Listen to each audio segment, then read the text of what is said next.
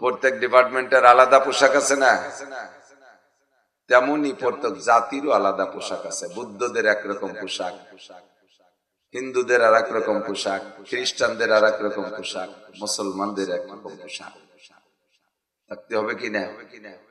যার যার ডিপার্টমেন্টাল জাতীয় পোশাককে ইংরেজিতে বলে ইউনিফর্ম, বাংলায় বলে জাতীয় পোশাক।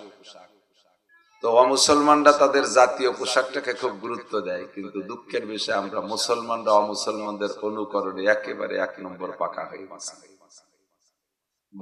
ভারতের প্রেসিডেন্ট ছিল এক সময় মনমোহন সিং, মনে আছে নাকি? প্রেসিডেন্ট না, প্রেসিডেন্ট মনমোহন সিং। মাথায় পাগড়ি পরতো, দেখছেন না ছবি আপনারা? পাগড়ি পরতো, খুব ডাটের পাগড়ি।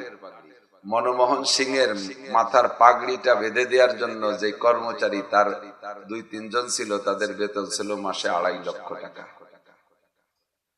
2.5 লক্ষ টাকা খরচ করে যে পাগড়ি মনমোহন সিং বাঁধছে জীবন ভরে, তাতে কি ওর কোন নেকি হবে? একটু কয় না, ওর কোন নেকি হবে? পাগড়িতে একটা নেকি আছে, মোটা নেকি, হাদিসে বিভিন্ন রকম পাওয়া যায়। মুসলমান যদি পাগড়ি পরে নামাজ পড়ে, তাহলে তার নামাজের মর্যাদা আল্লাহ তাআলা 70 গুণ বাড়িয়ে দেয়। মুসলমানের পোশাক, ক্বালা রাসূলুল্লাহ সাল্লাল্লাহু আলাইহি ওয়াসাল্লাম, আলাইকুম বিল আমাইম ফাইন্নাহা সুন্নাতুল মালায়েকা। তোমরা অবশ্যই পাগড়ি পরো, এটা ফেরেশতাদের সুন্নাত, আমাদের মুসলমান জাতির সুন্নাত। বদরের যুদ্ধে আল্লাহ তাআলা মুসলমানদের সহযোগিতায় 5000 ফেরেশতা পাঠাইছে, ওয়া আলাইহিম ইমামাতুন সাউদা, ইমামাতুল খাজরা। বদরের যুদ্ধে আল্লাহ তাআলা 5000 ফেরেশতা পাঠাইছে মুজাহিদিনদের পক্ষে, তাদের মাথায় ছিল সবুজ রঙের পাগড়ি। হাদিসের ভিতরে মুহাদ্দিস সাহাবী বলেন, দাখালা রাসূলুল্লাহ সাল্লাল্লাহু আলাইহি ওয়াসাল্লাম মক্কাতা ইয়াউমাল ফাতহি ওয়া আলাইহি ইমামাতুন সাউদা। হুজুর মক্কা বিজয়ের দিন যে মক্কায় ঢুকছেন যখন, তখন হুজুরের মাথায় ছিল কালো পাগড়ি। এবার হুজুর বলেন, খালিফুল ইয়াহুদা ওয়ান নাসারা ওয়াল মাজুসা, তোমরা ইহুদ নাসারা মাজুসীদের সাথে বিরোধিতা করে আমল করো। তোমরা যে আমলটা করো, এই আমল হুবহু তারাও যদি করে, তার ভিতরে কিছু পার্থক্য ঘটায় রাখবা। সেটা হলো, অমুসলমানরা মনমোহন সিং পাগড়ি পরে, কিন্তু পাগড়ির নিচে টুপি পরে না।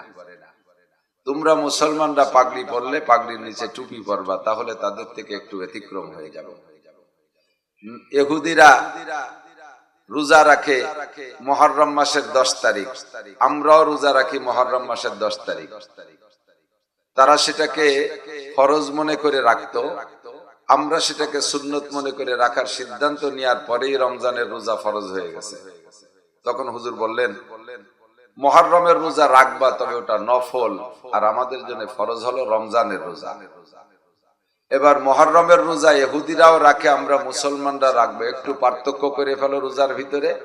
সেটা হলো, তারা মাত্র একটা রোজা রাখে, তোমরা সাথে আগের দিন অথবা পরের দিন মিলিয়ে 2টা রাখবা। তাদের আমলের সাথে কোনো দিক দিয়ে মিল করবা না, কারণ মান তাশাব্বাহা বিকওমিন ফাহুয়া মিনহুম।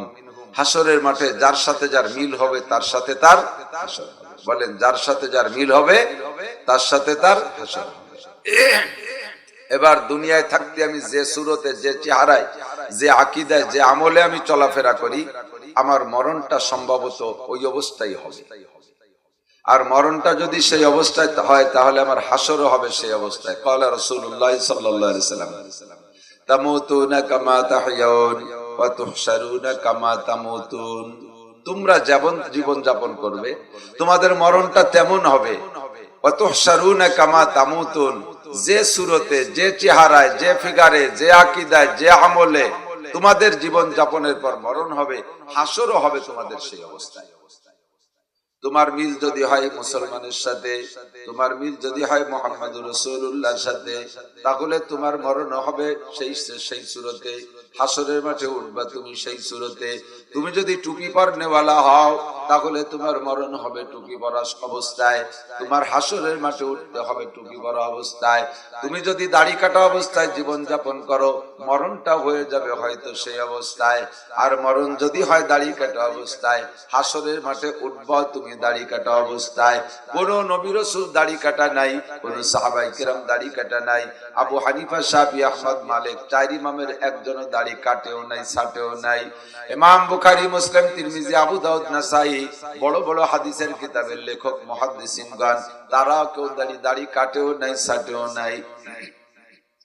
আমাদের এলাকায় যে সকল হক্কানি ওলামায়ে কিরামকে দেখেছি সকলেই দাড়িওয়ালা। ও দোস্ত, দাড়ি হলো আম্বিয়া আলাইহিমুস সালামের সুন্নাত। আমার নবী বলেন তোমাদের জন্য দাড়ি রাখা ওয়াজিব। আল্লাহর হুকুম, মা তাকুমুর রাসূল ফাকুযুহু ওয়া মা নাহাকুম আনহু ফান্তাহু। আমার রাসূল যেটা তোমাদেরকে যেভাবে ধরতে বলে সেটা সেইভাবে ধরো, যেটা যেভাবে ছাড়তে বলে সেইটা সেইভাবে ছেড়ে দাও। আল্লাহর হুকুম সেই হিসাবে প্রত্যেকটা সুন্নতের পিছনে হুকুম বলা হয়। প্রত্যেকটা সুন্নতি সুন্নত না, সুন্নতটা প্রত্যেকটা সুন্নতি ওয়াজিব।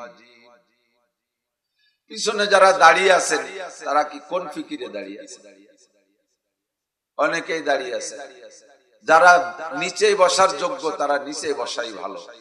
একান্ত যারা মাজুর, নিচে বসতে পারেন না, তারা চেয়ারে বসলে বসেন, বাকিরা ফ্লোরে বসলে ভালো।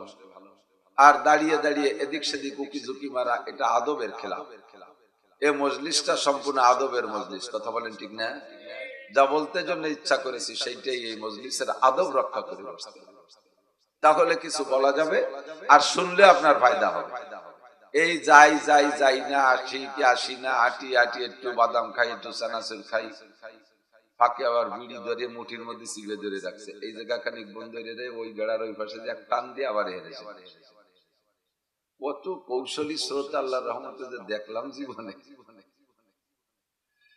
আল্লাহ, তাহলে দোস্ত এত বয়ান করলাম, কত জায়গা বললাম, ইউটিউবের ওয়াজ শুনতে শুনতে যুবকরা মাশাআল্লাহ ঘুমায়। তোমাদেরকে ধন্যবাদ। আগে মুমতাজ মনির খান আলমগীরের গান শুনতে শুনতে, সাবিনা ইয়াসমিন, রুনা লাইলা দেখতে দেখতে শুনতে শুনতে ঘুমাইতো। এখন হাজারো যুবক কানে ইউটিউবের লাইন দিয়ে ওয়াজ শুনতে শুনতে ঘুমাইতো। সারা জীবন ভরে শুনলে প্রত্যেকে একটা কথা কি আমলে আনা যাবে না? গতকালকে আমি মাহফিল করেছি মাদারীপুরের কালকিনি। উপজেলা চেয়ারম্যান সাহেব আমার বাম পাশে ছিলেন। উনার একটা ক্লিনিক আছে, হাসপাতাল, প্রাইভেট হাসপাতাল। তো আমার আলোচনার ভিতরে এসে গেল যে প্রাইভেট হাসপাতালে ক্লিনিকে বাচ্চা ডেলিভারি হয়। তো ওই জায়গায় ডেলিভারি হইলে বেশিরভাগ সম্ভাবনা যে প্রথম সুন্নত থেকে বাচ্চাগুলো বঞ্চিত হয়ে যায়। সেটা হলো গোসলের পরে তাকে ডান কানে আজান দেওয়া, বাম কানে। আমি আমার বয়ানের গতিতে যেভাবে পারছি বলছি। আমি জানি না যে উপজেলা চেয়ারম্যান সাহেবের হাসপাতাল আর ক্লিনিক আছে। আমি কইতে যাই ওয়াজও করি, ফাঁকে ফাঁকে একটু ঠাট্টাও করি, আমার যে বাচন ভঙ্গি তার মধ্যে যেমন আসে। তো আলহামদুলিল্লাহ উপজেলা চেয়ারম্যান লাস্টে ঘোষণা দিলেন, হুজুর আজকে অনেক কথা শুনেছি, শিখেছি, তবে একটা কথাকে আমি আপাতত আমলে আনবো। আমার হাসপাতালে বাচ্চা ডেলিভারির পরে বাচ্চার কানে আজান আর ইকামত শোনানোর ব্যবস্থা আমি আজ থেকে করব।